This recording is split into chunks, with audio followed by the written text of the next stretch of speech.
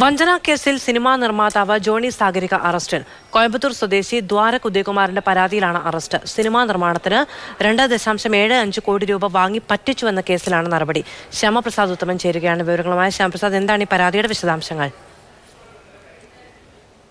ഇന്നലെ വൈകിട്ടാണ് നെടുമ്പാശ്ശേരി വിമാനത്താവളത്തിൽ വെച്ച ജോണി സാഗരിയെ പോലീസ് പിടിയിലാവുന്നത്. കോയമ്പത്തൂർ സ്വദേശി ദ്വാരക് ഉദയകുമാർ നൽകിയ പരാതിയിലാണ് ഇദ്ദേഹത്തിനെതിരെ ലുക്കൌട്ട് നോട്ടീസ് കോയമ്പത്തൂർ പോലീസ് പുറപ്പെടുവിച്ചത്. എയർ ഇന്ത്യ വിമാനത്തിൽ ദുബായിക്ക് പോകാനെത്തിയ ഇദ്ദേഹത്തെ എമിഗ്രേഷൻ വിഭാഗം തടഞ്ഞുവെക്കുകയും പിന്നീട് കോയമ്പത്തൂർ ക്രൈംബ്രാഞ്ച് അധികൃതർക്ക് കൈമാറുകയുമായിരുന്നു. ഈ പരാതിക്കാരൻ ദ്വാരക് കാനഡയിലെ വ്യവസായിയാണ്. സിനിമാ നിർമ്മാണത്തിന് 2.25 കോടി രൂപ വാങ്ങി പറ്റിച്ചു എന്നതാണ് ഇയാൾ നൽകിയ കേസ്. ഇതിൽ 50 ലക്ഷം രൂപ ജോണി സാഗരിക തിരിച്ചു നൽകിയിട്ടുണ്ട്. എന്നാൽ 2.25 കോടി കൊടുക്കാനുണ്ടെന്നായിരുന്നു നിലവിൽ ഈ പരാതിയിൽ പറയുന്നത്. ജോണിയുടെ മകൻ റയാൻ ജോൺ തോമസ് ആണ് നിലവിൽ കേസിലെ 2ാം പ്രതി. ഇയാൾക്ക് വേണ്ടിയും പോലീസ് അന്വേഷണം നടത്തുന്നുണ്ട്. ജോണി സാഗരിക നിലവിൽ ഇപ്പോൾ കോയമ്പത്തൂർ സിറ്റി ക്രൈംബ്രാഞ്ച് ഓഫീസിൽ എത്തിച്ചിട്ടുണ്ട് എന്നാണ് മനസ്സിലാക്കാൻ കഴിയുന്നത്.